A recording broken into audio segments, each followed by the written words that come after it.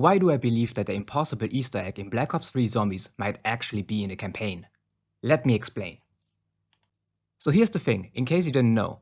Last week a YouTuber called Skite innit made a video about the impossible Easter egg on BO3's Zombies. Many people have watched it, and YouTubers like Mr. Waffles, who is an expert in Easter eggs and stuff, have covered its content. And to summarize the video's main findings, the impossible Easter egg on BO3 might have to do with the KN-44 AR. It might be connected to a Hypercube and its appearances across various times throughout the game, with locations and cutscenes and all of that. It might lead to an extremely complicated to solve cipher that requires in-depth knowledge of mathematics. I truly recommend watching Skite innit's video first and Milo's breakdown of it to fully understand the context of the current leads. So what did I discover? Or should I say rediscover? Because I dug through some 8-year-old Reddit posts and found out about a hidden terminal that you can access through your data vault in a campaign. In the safe house in the campaign, you can get access to the data vault. There's a secret menu where you can input codes, and only recently, like a year ago, people have found new working codes for the terminal. One of them even unlocking all the data logs that were previously inaccessible. So let's dive into this potential lead for the impossible Easter egg.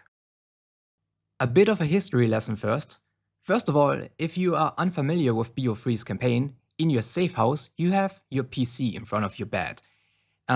You can interact with said terminal or PC, and you can do various things. You can change your emblem, your calling card, the menu music, and watch cutscenes and pictures and galleries and stuff like that. But there's more to it. You can also read the codex pages that have tons of information regarding campaign stuff. This includes tons of pages with pre-existing bookmarks. Another thing is that there is also a tab for weapons where you can read weapon-related informations like specifications for weapons like ammo capacity and weapon dimensions and stuff like that.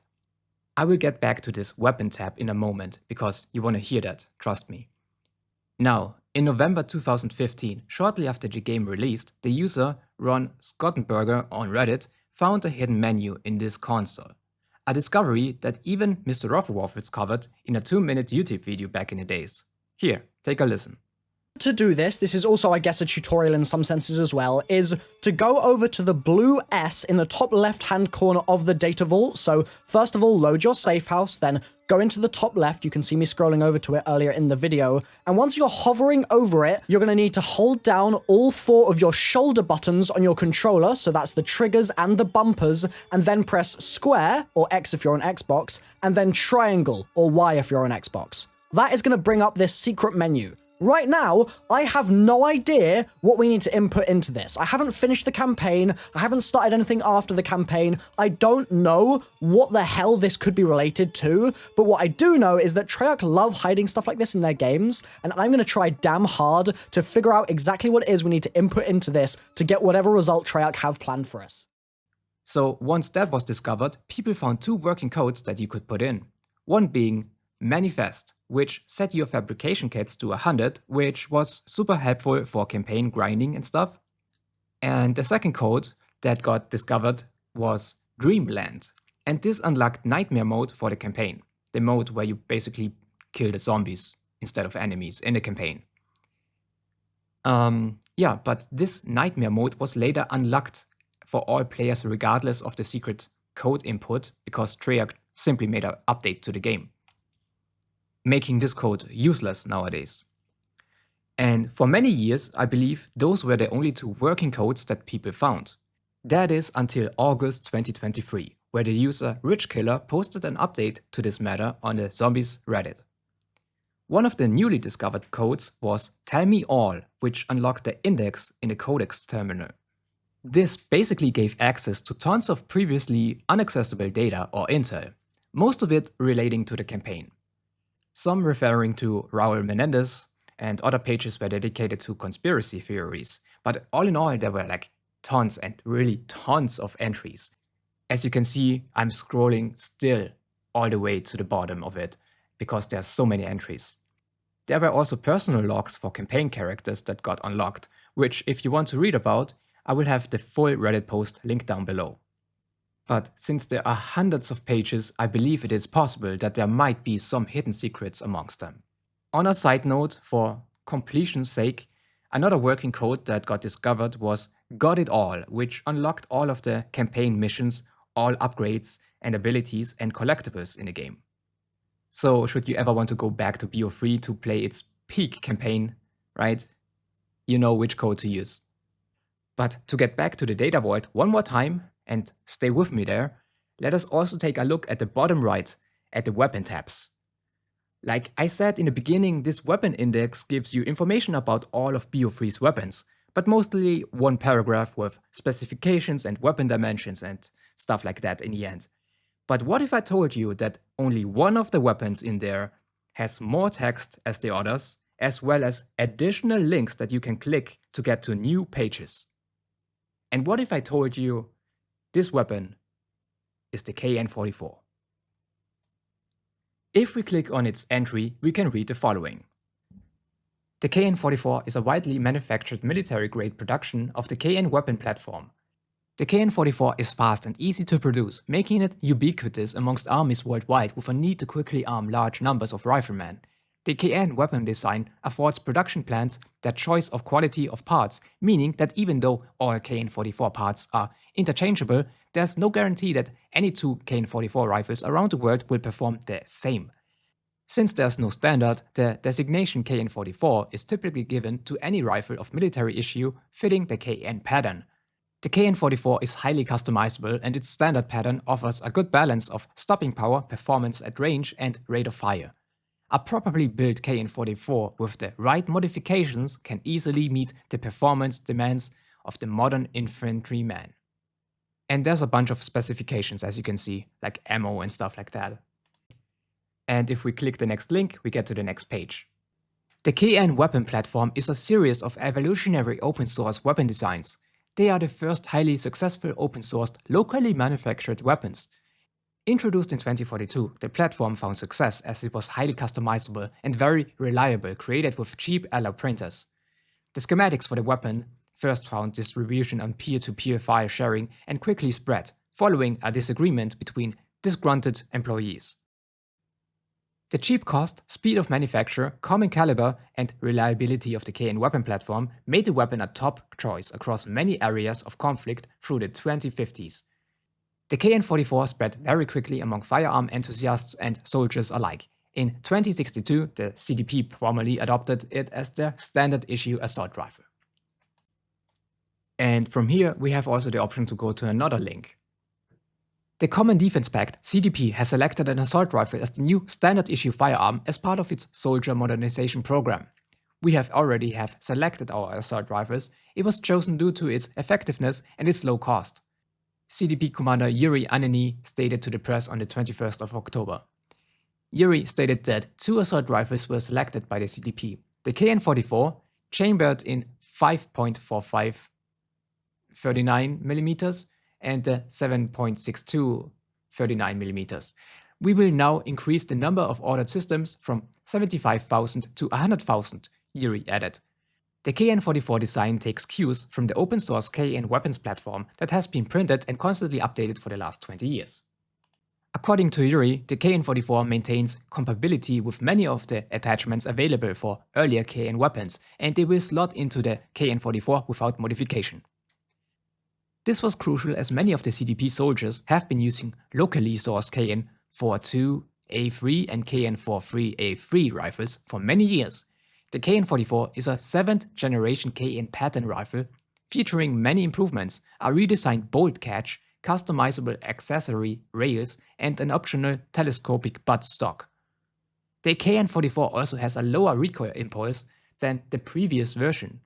Work on the design of the KN-44 began in July 2062, with the first prototype released on 21st of September 2062. The rifle is fed from standard 30-round KN box magazines. The rifle features advanced biometric security that prevents unauthorized use, greatly enhancing the safety features of this platform. In December, the CDP announced that all the rifles had passed the initial trial program and will be fielding the weapon by the end of the year. And then you can see some specifications for the KN-44, especially the 7.62 times 39mm version. You see the weight, and yeah, for steel, plastic, and light alloy. So what does it all mean? I looked at those pages and I couldn't find anything that would solve an impossible Easter egg yet. It is interesting how the third page goes into detail about the certain KN-44 attachments. So maybe we need to use the KN-44 with the exact attachments from this picture. But then again, we are not looking for an Easter egg that gets triggered in-game, since we would have found that by now in the code. Another thing that I find interesting is that no two KN-44s are exactly the same, as well as the name drops for KN-42A3 and KN-43A3. Maybe those letters or numbers are helpful to solve an equation involving a hypercube. That would be a potential lead, right? So yeah, there's that. What is left at this point? I briefly want to give you some additional thoughts and ideas after walking around in a safe house in BO3's campaign for a bit. For some reason, you can place collectibles on your shelf and walls. Some look more interesting than others. One had even some barely readable text on it that I could scale up and try to read, but it was still kinda hard because it was so pixelated. But I think it was just referring to some device instructions or something, but maybe some of you can actually try to figure out what it actually says. Also, isn't it crazy that they tease Cold War zombies and Vanguard with the gas mask from Casimir Zykov and red Dark Ether crystals as collectibles back then? Crazy. I'm only kidding. Kinda. Let's move on. Let us go back one more time to the index and those pages. There's one page dedicated to ravens and its history and mythology, which stood out to me.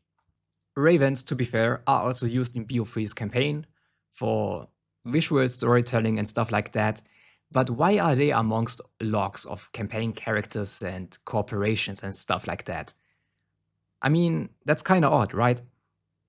All I could think about was the raven on their Eisendrache that you can shoot, and nothing ever happened because of that.